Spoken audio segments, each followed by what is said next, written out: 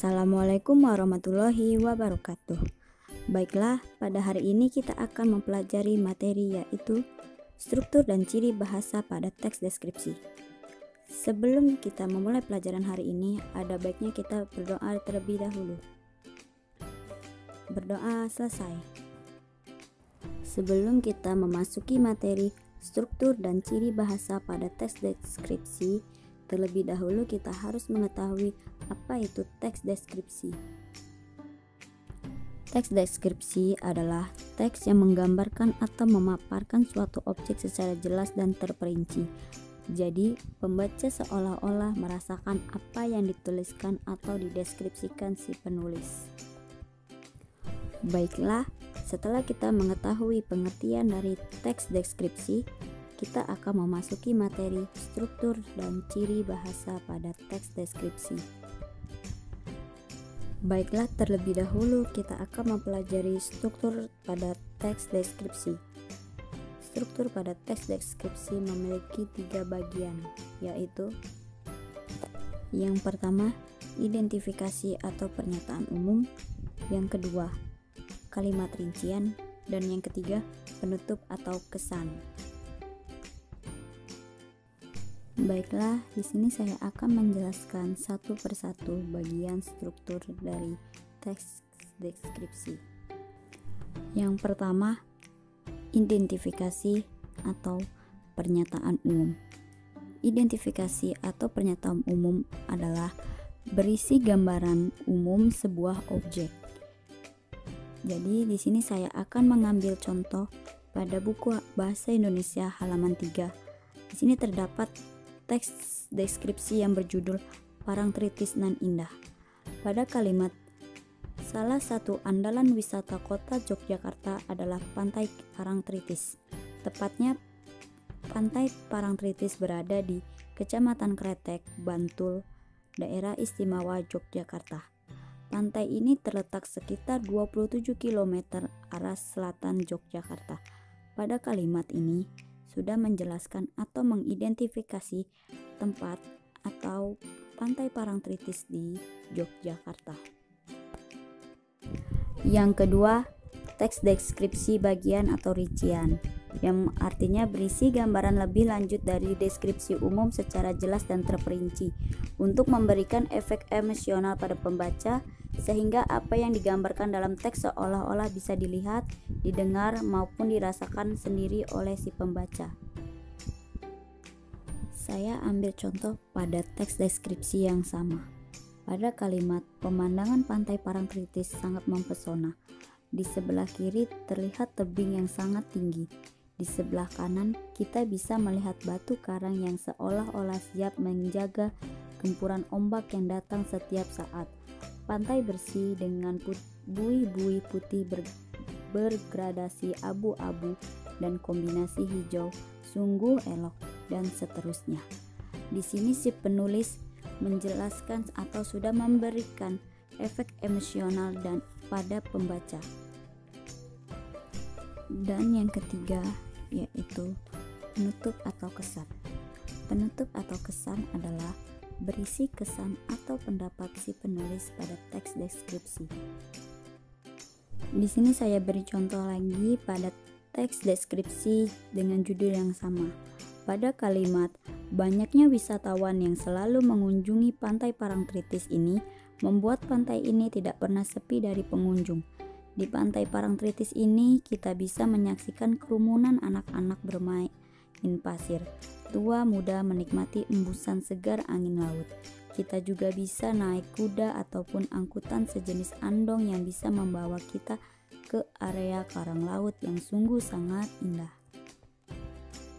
Yang selanjutnya kita akan mempelajari ciri-ciri bahasa pada teks deskripsi. Yang pertama, kata khusus. Kata khusus merupakan kata yang bermakna secara spesifik. Kata khusus merupakan bagian dari kata umum. Misal, jenis-jenis bunga, bunga mawar, melati, dan lain-lain. Dari mawar, melati yaitu merupakan kata khusus dan kata umumnya yaitu bunga. Yang kedua, kalimat rincian. Kalimat rincian atau bisa juga dikatakan kalimat penjelas. Contohnya, ada pada teks deskripsi yang sama, yaitu pada kalimat pemandangan pantai Parangtritis sangat mempesona. Itu merupakan kalimat umum. Dan kalimat rinciannya yaitu di sebelah kiri terlihat tebing yang sangat tinggi. Di sebelah kanan kita bisa melihat batu karang besar yang seolah-olah siap menjaga gempuran ombak yang datang setiap saat. Pantai bersih dengan buih-buih putih bergradasi abu-abu dan kombinasi hijau sungguh elok. Itu merupakan kalimat rincian. Yang ketiga, menggunakan kata sinonim. Kata sinonim adalah kata yang memiliki makna hampir sama atau sama dengan kata yang lainnya. Contoh dari kata sinonim, misal pintar, sinonimnya pandai, ganteng, atau sinonimnya tampan. Kata tersebut merupakan kata sifat yang artinya sama. Yang keempat, menggunakan majas atau gaya bahasa. Gunanya untuk memperkuat objek yang akan disampaikan. Contoh misalnya pada kalimat lukisan alam yang sungguh mempesona. Pada kalimat tersebut merupakan dia menggunakan majas metafora yang artinya gaya bahasa yang bermakna kiasan untuk menggambarkan suatu objek dengan perbandingan langsung dan tepat atas dasar sifat yang sama atau hampir sama dengan objek lainnya. Mengapa demikian? Mengapa lukisan alam yang sungguh mempesona ini termasuk dalam majas metafora? Karena pada kata lukisan itu yang berarti pemandangan atau objek yang sebenarnya. Yang kelima, menggunakan kalimat serapan panca indera atau seolah-olah dapat didengar, dirasa, dan dilihat. Contoh yang pertama yaitu di pantai Parangtritis kita bisa menyaksikan kerumunan anak-anak bermain pasir. Dan contoh yang kedua yaitu rasa hangat berbaur dengan lembutnya hembusan angin sore melingkupi seluruh tubuh. Dan ciri bahasa yang terakhir yaitu kata ganti. Contoh, ibuku bernama Wulandari. Pada kataku berarti aku. Kataku adalah kata ganti pertama tunggal. Dan saya akan mengulangi materi pada hari ini.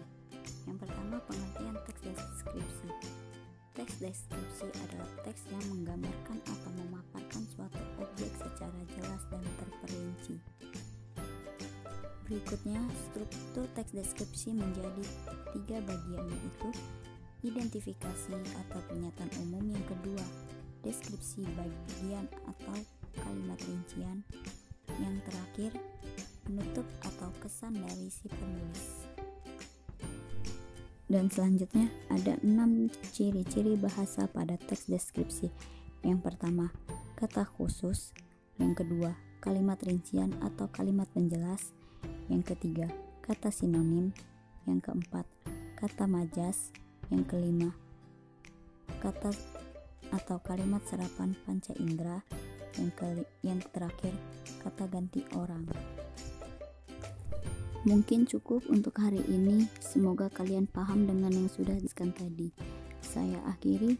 Wassalamualaikum warahmatullahi wabarakatuh.